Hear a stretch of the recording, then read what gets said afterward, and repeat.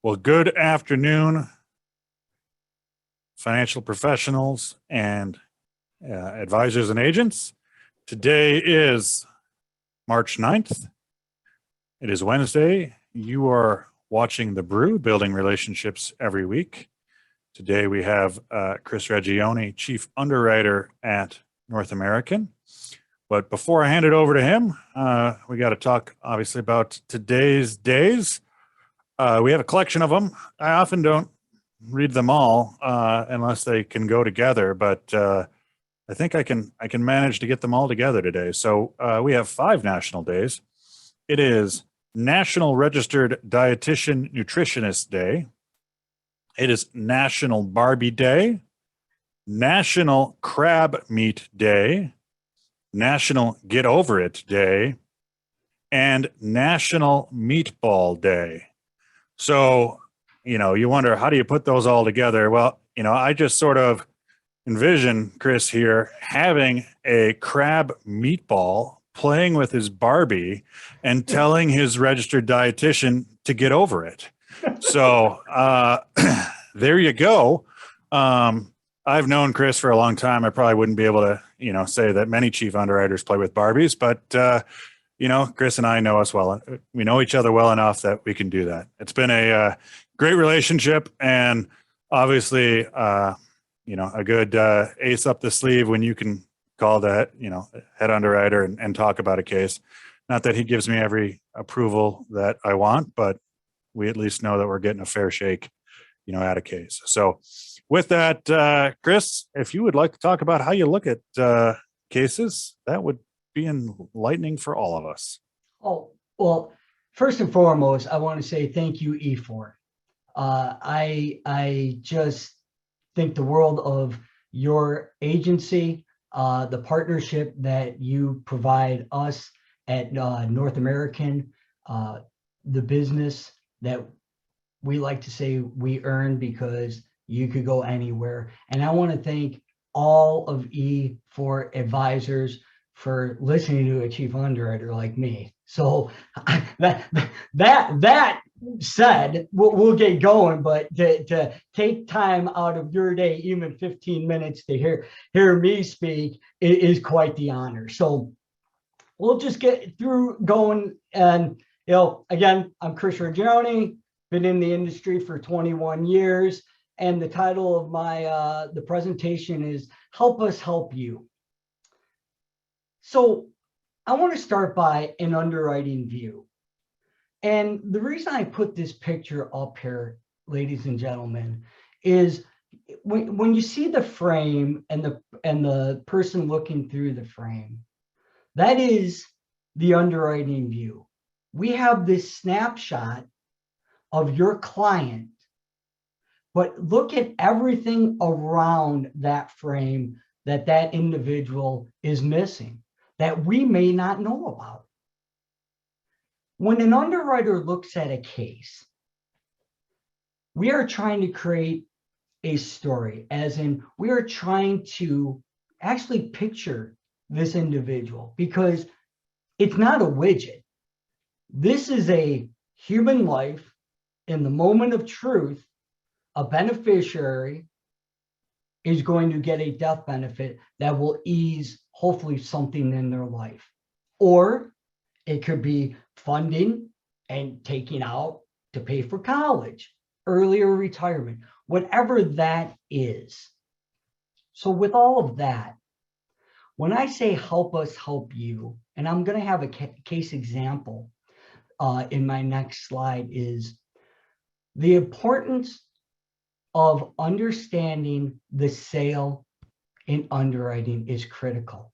Why? Some people may ask. Because we live in this world of accelerated underwriting. So when I started back in the day, we looked at clean business. We were looking at clean labs, clean MBRs. Now we're in this world of accelerated, simplified issue underwriting where you don't need an underwriter to look at clean business, and rightfully so. We want to have the underwriters think critical and a holistic approach of underwriting. So what is it that I'm saying help us help you? It is things as in when it's a complex case, or there is a buy, sell, or key person. Help us understand why this person's key person. Help us understand if you know some more medical history than what the doctor reports may provide us. Help us understand the face amount. Help us understand, hey, this is the net worth, this is the income. I need this face amount. Can we use that net worth to get to that face amount? And underwriters have a lot of tools in their toolbox to get to your yes. And North American, that's what we try to do. We always try to get to your yes. We have to watch the risk, as in our risk appetite and tolerance, but we're not here to say no right out of the bat. And the reason why is because if you're not doing all that you do and E4 is not doing what they do, we're not sitting here underwriting the critical cases, the cases that need that critical thinking and human touch, and also that relationship. Relationships still matter. So I'm going to walk through a case on this example, help us help you. So let's just, for this case, it was a key person. And the advisor working through E4 was, I got Archie, he's a CFO, he's 55 years old. He owns $1 million of personal coverage. Okay, a key person, I in it just yet, need a little more information.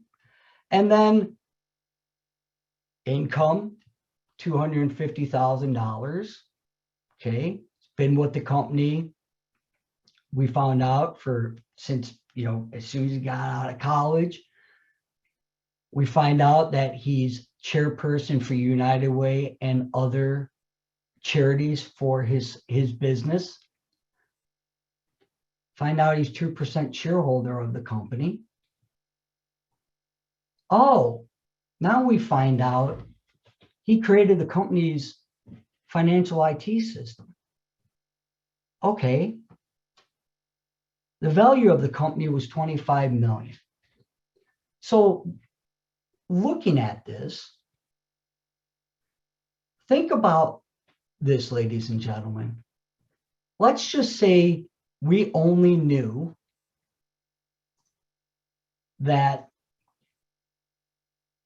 his income was $250,000 for this key person. If you're looking at key person, that by guidelines is 10 times the amount of coverage. So you're looking at this key person as justified for $2.5 million. But there's more to this story, because a cover letter and working through E4 that they do awesome is the field underwriting. And they saw, hey, this guy needs more than $2.5 million of coverage. I'm going to talk to underwriting, and I think we could get more.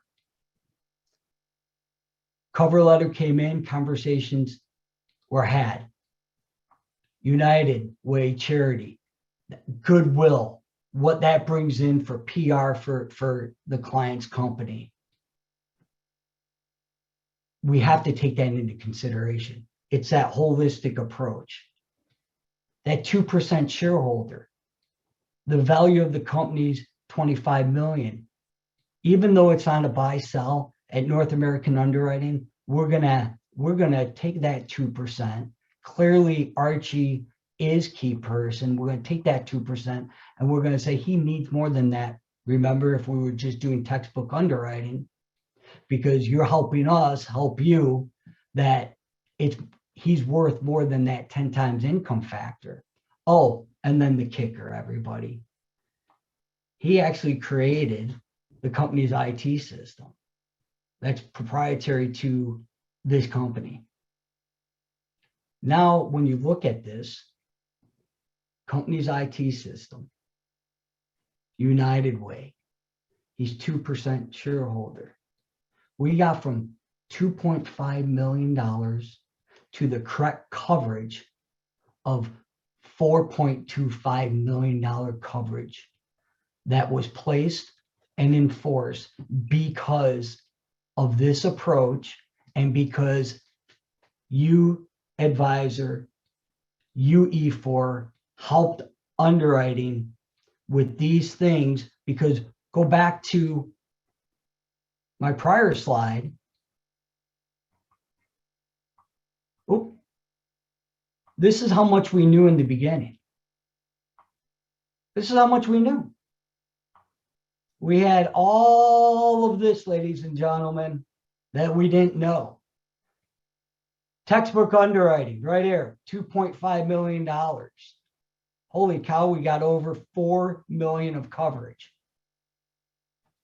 Archie was so happy. This is a real case. Archie was so happy, went back, got personal coverage through North American, through E4. He was happy because the advisor in E4, right? We don't want to be the heroes in underwriting. You are all the heroes. Went back and say, you know, if you really look at this, Archie, and to the CEO, Archie's worth getting somebody off the street. Not only the years that Archie had, the shareholder, the charity, the income, the value of the company. The CEO was like, oh my gosh, I never thought. But when you break it down, right? Absolutely, that was the right coverage. So when I say help us help you, is let us understand that sale. Archie was a lot more than just, he definitely is a key person, but there was more to this story that was addressed in a cover letter and the help through E4 to help articulate why he needed more coverage, working with our relationship and our partnership. Again, got him that right coverage. Again, another sale of the personal and the good PR for the advisor and for E4 and North American. It's a win-win for all of us. So I know we only have 15 minutes. I believe I have about a minute left, sir, but I would be more than happy to take any questions if there are any. I can't thank you enough. Chris, there are a couple of questions. Awesome. And with that, I don't know that I've ever seen you speak so slowly or hear you speak. So you're normally a mile a minute. So yes, I got a couple questions already in my chat box. If anybody else has one, feel free to message me or message everyone, but I'll start taking them off. So first one, how is Nicola and the reinsurance industry looking at COVID now that things, are moving from pandemic to endemic? Yeah, I appreciate that question. So I'm very proud to say when we first did our guidelines, when COVID first came out, we actually liberalized those guidelines. So, right now we're at 0 to 65 up to a table H, and then it jumps down on the older ages, but like 66 to 70, we're still at a D. And then 75 through 79, we're at a table B, and then we're still postponing at age 80. That being said, ladies and gentlemen, is 2022 is going to be a critical year for COVID, and the reason why is we don't know what the fall and winter is going to bring. If it's going to be more of a cold, then the variant is less threatening, if you will, like an Omicron or Delta. I believe that companies, North American, we're going to hold steady because we're our guidelines fit for the mortality that we're seeing. And 2022, if we get past this fall and winter and everything is okay with COVID, I do believe you're going to see North American even opening up more. Sounds good. Let's hope that comes true. Yes. Second question I have, the accelerated underwriting black box, LexisNexis, et cetera. What are you learning more and more as accelerated is becoming, standard place? Yeah, again, appreciate that question. So, I can't say LexisNexis has enhanced their scoring model. So I do know one of the biggest things everyone is when somebody didn't have a data footprint. So what does that mean? Especially in the younger ages, coming out of college, for whatever reason, they might not have a data footprint. That could be a red flag. They enhance that where it's not like all of a sudden a 23-year-old is going to get kicked out of accelerated underwriting because they don't have a data footprint. There's ways that we look at things to keep that in accelerated underwriting. I can't, obviously, I'm not going to speak on behalf of LexisNexis, but, I do know that we're, in the industry for that matter, is always talking with them how to improve their model. There's plenty of reinsurance studies out there that do tie in what this scoring model is to mortality. We've made enhancements as in the thresholds, which are proprietary, the thresholds, but we've definitely advanced that where more of that risk on that scoring model is going through accelerated underwriting. But I think it's here to stay. Regulation is going to be key and critical on what states we can continue to use these scoring models, etc. So more to come, but I do think it's going to enhance for the better and for all of you and ultimately the client. Side note on that, I was at NALBA last fall and saw Chris on a panel with Chief Underwriter from Cincinnati and Reinsurance, and they were talking about how states were questioning the black box of LexisNexis, which takes a look at zip codes and everything else, and it is are they racially profiling cases, and that absolutely is not what they're doing, but you do have again I guess segregation of people in certain areas, and because there is a financial aspect to this LexisNexis, it just really puts you guys in the crossfire. And it was, I felt bad for underwriters having to deal with state regulators. I mean, I normally don't feel, as Chris said before, we don't start with a no. He didn't say we won't get there. So I, normally don't feel bad for underwriters, but on that panel, it was, I truly realize that they have a lot that they're working with, not only just from the financial aspects, but they also have to keep regulators and everybody else happy. Last question I have in my queue is, have the foreign travel guidelines changed at North American recently, and industry? I'm sure Ukraine is now a not popular destination, but as a whole, have they laxed a little? Yeah, they have, especially with COVID. Right. There was a clampdown. So they have our foreign national guidelines. We have enhanced, actually, we've enhanced as in with the visa, certain more visas going through accelerated underwriting. Please reach out to E4. They have all of our guidelines. Also with us looking at asylees, we have guidelines around that.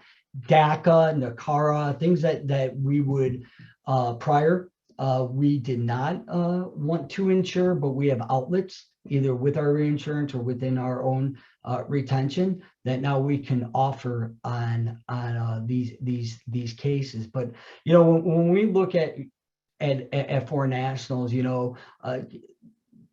foreign nationals could be defined in a lot of ways, and some companies actually define foreign nationals differently. Our definition is, define a foreign national with the appropriate visa or EAD, which is employment card, and depending on the visa and how long they've been here, etc. We definitely underwrite those, and we see them every day, and we're putting good business on the books with foreign nationals. Well, good. If you could pick a number between 1 and 20. I will pick number 7. Tom Walsh is our winner. Congrats, Tom. Thank you, Chris. Really do appreciate it. If anybody else has questions, now's a chance to unmute yourself. Otherwise, put on your calendar for next week, same time, same place, 12 o'clock Wednesday, Central Time. We are going to be having Linus Sugis, who will be discussing IRA tax-related deadlines. We've had him on in the past, and he is a great resource. So thank you again, Chris. Thank you for all that attended.